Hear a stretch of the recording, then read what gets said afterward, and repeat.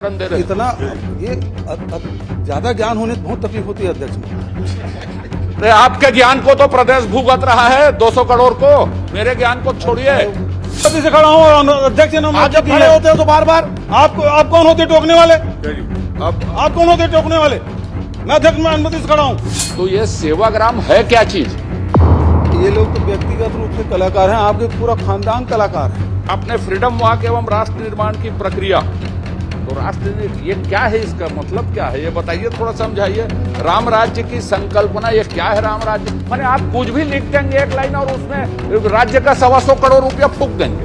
पूरा जो प्रोजेक्ट है सेवाग्राम का, ये पिछली सरकार के समय का विषय है और उस समय ये बातें लिखी गई थी, ये कॉन्सेप्ट लिखे गए थे जिसके अंतर्गत आज़ादी की लड़ाई के मूल्यों, सिद्धांतों, आदर्शों तथा महात्मा गांधी जी के आत्मनिर्भर की राम राज्य की संकल्पना को अक्षुण्ण रखने, भावी पीढ़ी को उन मूल्यों की जानकारी देना, ऐसा लिखा गया था। इंटरनेशनल बोर्डिंग स्कूल, उसमें पैसे खर्च कर दिए गए 49-50 करोड़ रुपए। उसमें क्या होगा, कैसे होगा, कौन चलाएगा, कोई सेटअप नहीं। क्या ऐसी राशि खर्च की जा सकती है?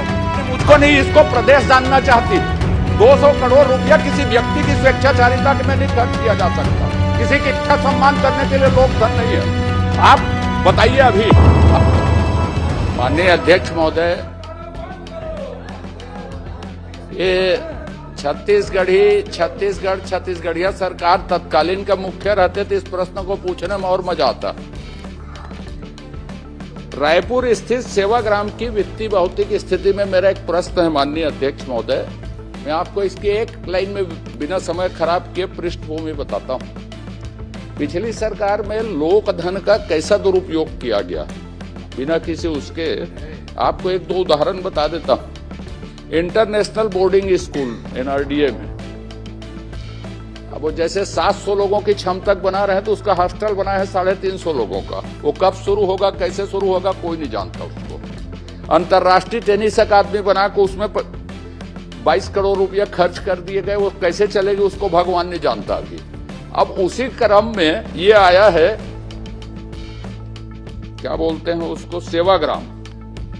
मैं माननीय मंत्री जी से ये जानना चाहता हूं, सेवाग्राम के लिए आपने 129 करोड़ रुपये लगभग स्वीकृत किए, जिसमें 104 करोड़ रुपया व्यय हो गया।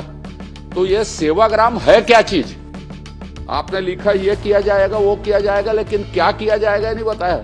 अब राम राज्य भी लिखा है इसमें आपने, तो राम राज्य कैसा था उसमें कल चर्चा कर लेंगे अपन। आज नहीं करते हो राम राज्य कैसा था उसमें। तो ये राम के ना चल बजरंगबली रिसा है कर चोरी कर ले था। ये आपने लिखा है आजादी की लड़ाई, तो विजिटर प्रेयर्स हम कलाकार रहेंगे, तो कलाकार नेता प्रतिपक्ष जी भी हैं, वो रहेंगे कि वो यादव जी भी कलाकार हैं, वो दिलीप कुंवर सिंह निषाद सब कलाकार हैं। ये लोग तो व्यक्तिगत रूप से कलाकार हैं, आपके पूरा खानदान कलाकार है, पूरा खानदान। फर्जी कलाकार कौन है ये भी बता दीजिए। अजय जी, ये बात तो सही है, लेकिन उन खानदान के अमर लोगों के लिए आपने कुछ नहीं किया। उन्हीं के छत्र छाया में आप पले बढ़े ले, उन्हीं का राजनीति सीखे। अभी प्रश्न किया था वासुदेव चंद्राकर के बाद और कलाकार बहुत सारे। महासिंह दाऊ का आपने क्या किया बता दीजिए, वो भी मेरे रिश्तेदार हैं उसी भाई के। लक्ष्मण जी के लिए आप दोनों इस प्रकार बात करते रहेंगे, ये क्या उचित है?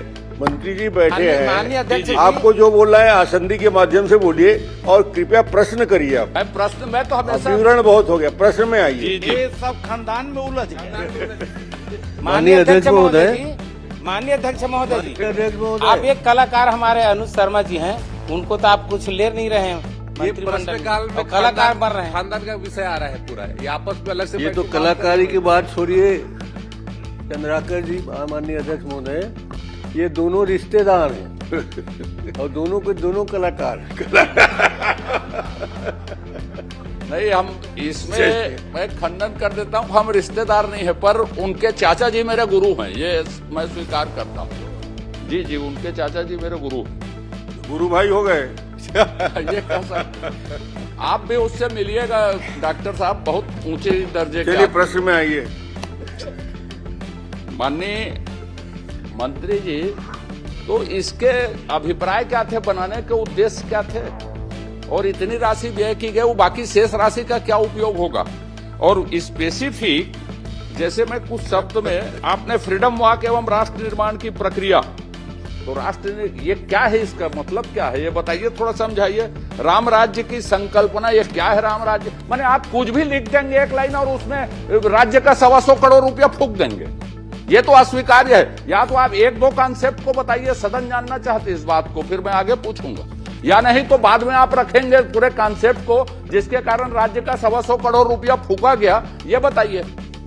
माननीय अध्यक्ष महोदय, ये पूरा जो प्रोजेक्ट है सेवाग्राम का, ये पिछली सरकार के समय का विषय है और उस समय ये बातें लिखी गई थी, ये कॉन्सेप्ट लिखे गए थे, जिसके अंतर्गत आजादी की लड़ाई के मूल्यों, सिद्धांतों, आदर्शों तथा महात्मा गांधी जी के आत्मनिर्भर की राम राज्य की संकल्पना को अक्षुण्ण रखने, भावी पीढ़ी को उन मूल्यों की जानकारी देना, ये सब लिखा गया था। बट ये कुछ बातें, कुछ लाइन लिखने के अलावा इस पर कोई कंक्रीट और कोई डॉक्यूमेंट पिछली सरकार के समय का फाइलों में निकलवाया नहीं मिला और बहुत सारे काम अधूरे भी पड़े हुए थे। जब हमारी सरकार आई, हमारे भारतीय जनता पार्टी की, तो मैंने फिर उसको तत्काल जो भी आधा अधूरा काम था तो उसको पूरा कराने का तेजी से कोशिश की और काम तेजी से पूरा हुआ है। निश्चित रूप से इसमें आगे कैसे चलेगा, क्या होगा, किस तरह संचालन होगा, इस पर कोई डिटेलिंग कुछ नहीं था, लेकिन हमने इसको ध्यान देते हुए प्रयास किया है कि देश के ख्यातिलब्ध जो संस्थान हैं, चाहे नानाजी देशमुख द्वारा स्थापित चित्रकूट में संचालित संस्थान है या श्री श्री रविशंकर जी द्वारा संचालित संस्थान है, इस तरह के संस्थानों को भी हम अलग अलग 10 प्रकार के संस्थानों को कांटेक्ट अभी उसमें आया नहीं हो मानने जी कि इसमें कैसे संचालित करेंगे, मैं कहा उस दृष्टिकोण से अब अच्छा उसका उपयोग हो, ये कोशिश नहीं। मेरा विषय इसमें यह है, मैंने 2 संस्थाओं का और नाम लिया माननीय अध्यक्ष महोदय। इंटरनेशनल बोर्डिंग स्कूल, उसमें पैसे खर्च कर दिए गए 49-50 करोड़ रुपए। उसमें क्या होगा, कैसे होगा, कौन चलाएगा, कोई सेटअप नहीं। अंतर्राष्ट्रीय टेनिस अकादमी में 27 करोड़ रुपया फूंक दिया गया, कैसे चलेगा, कौन चलाएगा, कोई सेटअप स्वीकृत नहीं। सेवाग्राम में 129 करोड़ में 104, 1 अरब से ऊपर राशि। कॉन्सेप्ट पेपर में कोई लाइन नहीं, क्या गांधी माने राम राज्य है, माने कोई कॉन्सेप्ट पेपर, कोई दृष्टिकोण, दस्तावेज, कुछ नहीं। तो इस तरह से क्या आउटसोर्सिंग करने के लिए हमने 200 करोड़ रुपये से ऊपर को खर्च कर दिया? क्या ऐसा पर आप वित्त मंत्री हैं, इसलिए मैंने एनआरडीए के भी हैं, क्या ऐसी राशि खर्च की जा सकती है कि बिना कॉन्सेप्ट पेपर के, बिना सेटअप के, बिना कोई उसके दृष्टिकोण के इतनी राशि खर्च कर दी गई? उसके चलाने के कुछ सिस्टम अभी तक तय नहीं। मैं तीनों संस्थाओं के नहीं है, मैं तो आप प्रश्न एक ही में, तो क्या ये अनियमितता की श्रेणी में आता है कि नहीं आता है, ये बताइए। बिजनेस रूल के खिलाफ है कि नहीं है, ये बताइए। वित्तीय जो बजट अधिनियम है उसके खिलाफ है कि नहीं है, ये बताइए मुझको। माननीय अध्यक्ष महोदय, एक और संस्था का जैसे कि सम्माननीय सदस्य ने जिक्र किया, इंटरनेशनल स्कूल का, वो भी काफी बड़ा कैपिटल एक्सपेंडिचर वाला प्रोजेक्ट रहा है, वो भी पिछली सरकार के समय का ही है और उसका भी कैसे संचालन होगा, जैसे सम्माननीय सदस्य ने चिंता जाहिर की है, वो निश्चित रूप से बड़ी चिंता है।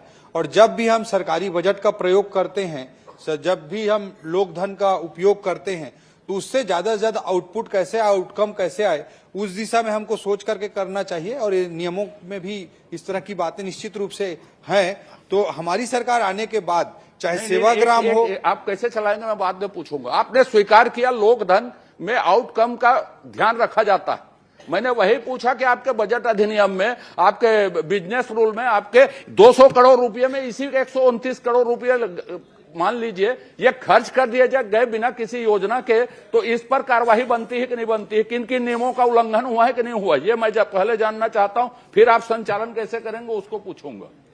माननीय अध्यक्ष महोदय, मैं सारे रूल्स रेगुलेशन जो भी इस दिशा में है सम्माननीय सदस्य को उपलब्ध करा दूंगा। नहीं, मुझको नहीं, इसको प्रदेश जानना चाहती है। 200 करोड़ रुपया किसी व्यक्ति की स्वेच्छाचारिता के में नहीं खर्च किया जा सकता, किसी की इच्छा सम्मान करने के लिए लोक धन नहीं है। आप बताइए, अभी आपसे आग्रह है, आप बता सकते हैं कि ये अनियमितता की श्रेणी में आता है कि नहीं आता है, और जिम्मेदार अधिकारी या लोक सेवक जो भी रहे कोई कार्रवाई करेंगे क्या ऐसे दुरुपयोग में?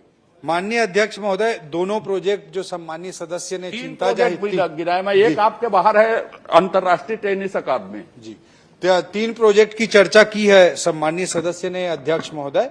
तीनों के तीनों पिछली सरकार के समय के विषय हैं और मैं निश्चित रूप से मैंने जैसा कहा कि जो भी नियम कानून उपलब्ध है मैं सम्मानित सदस्य को भी करा दूंगा और निश्चित रूप से कोई भी लोग धन का व्यय करते हैं तो उसका ज्यादा से ज्यादा लोकहित उससे सुनिश्चित होना चाहिए। पिछली सरकार के समय क्या सोचकर उसको बनाया गया, क्या सोचकर किया गया वो मैं नहीं जानता, लेकिन फिर आपके माध्यम से मैं सदन को अवगत कराना चाहूंगा कि उसका बेस्ट कैसे उपयोग हो सकता है। हमारी सरकार के अलग अलग विभाग उस पर जरूर प्रयास कर रहे हैं। शिक्षा विभाग के माध्यम से स्कूल का संचालन होना है। माननीय आप ठीक बोल रहे हैं, मेरा ध्यान आप चलाएंगे चलेगा वो सब चीजें ठीक है। मैं तो एक बात जानना चाहता हूं, सिर्फ उसको बता दीजिए कि क्या बिना सेटअप, बिना योजना, बिना किसी उद्देश्य के एक नाम में सेवाग्राम बनेगा, इसमें 200 करोड़ रुपया किन नियमों के तहत मैं उन नियम को मेरे को उपलब्ध क्यों कराएंगे? आप तो ज्ञानी हैं, मैं भी ज्ञानी मानता हूं आपको, मजाक में नहीं बोल रहा हूं मैं सदन में।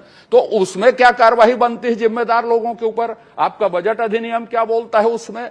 आपके सिस्टम क्या बोलते हैं? बिजनेस रूल बोला कि हम सेवाग्राम बनाएंगे, 200 करोड़ रुपया जनता फूंक दिया हमने स्कूल में और उसमें, और कहेंगे कि नियम हम बाद में बताएंगे। तो हाउस किस लिए है, विधानसभा किस लिए? इसीलिए है कि आप जनता के सामने ये आए और इसकी पुनरावृत्ति भविष्य में मत हो। शासन जनता की इच्छाओं का सम्मान करे, किसी एक व्यक्ति की इच्छा का सम्मान करना शासन नहीं है।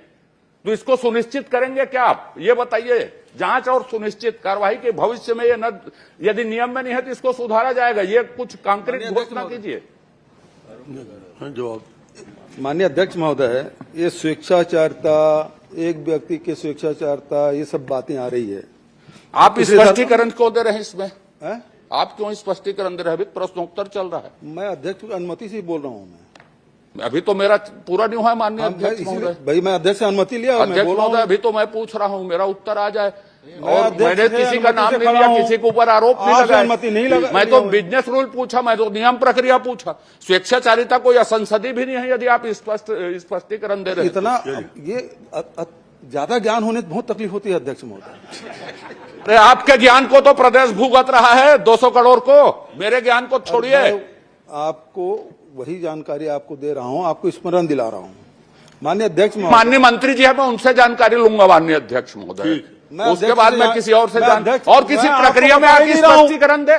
और मैं आपको बता ही नहीं रहा हूं, मैं तो अध्यक्ष। अरे आप क्यों स्पष्टीकरण दे रहे हैं? तो मैं कोई स्पष्टीकरण नहीं दे रहा हूं।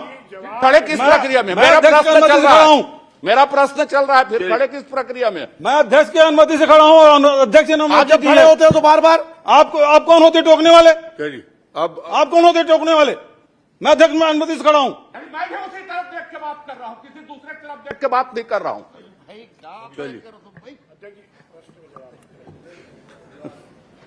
चलिए आप रहने दीजिए अध्यक्ष महोदय। चलिए मंत्री जी। माननीय अध्यक्ष महोदय, अभी होकर काका गुरुरी से अब वो हो गए दुश्मन शुरू हो गए। वाह नेता प्रतिपक्ष जी, मेरा प्रश्न चल रहा है। अजय जी अब जवाब सुनिए, आप जवाब सुन लीजिए। आपको भी खड़े नहीं होना चाहिए दूसरे भाई हम लोग कभी अपना इनके प्रश्नों पर खड़ा हो जाए तो इनको आपत्ति हो जाती है। बैठिए, कृपया बैठिए। आप जवाब खड़ा हो जाते बार बार। भूपेश जी कृपया बैठिए। माननीय अध्यक्ष चलिए महोदय, जवाब आ जाए। प्रश्न बहुत देर हो गया, जवाब दीजिए आप। माननीय अध्यक्ष महोदय, जो भी मैंने स्पष्ट किया है कि जो भी सारे रूल्स मैं सम्मानित सदस्य को उपलब्ध कराऊंगा और बिजनेस रूल के जो भी वायलेशन होंगे उसको भविष्य में भी कोई दूसरी सरकार भी ना करे, इस तरह की कोई मिस्टेक ना हो, इस तरह गलतियां ना हो, गड़बड़ियां ना हो, उसके लिए भी हम प्रयास करेंगे। और इसका बेहतर संचालन कैसे हो, जैसे स्कूल की बात आई है, शिक्षा विभाग का वो प्रोजेक्ट था, एनआरडीए उसमें एजेंसी थी, तो स्कूल शिक्षा विभाग भी उसकी चिंता करेगा। सेवाग्राम कैसे अच्छे संचालित हो उसकी चिंता एनआरडीए करेगा। टेनिस एकेडमी की भी बात आई है, उसकी चिंता खेल विभाग करेगा। अच्छे तरीके से संचालित करके ज्यादा से ज्यादा लोकहित में आउटकम आए, परिणाम आए, इसकी जरूर चिंता करेंगे।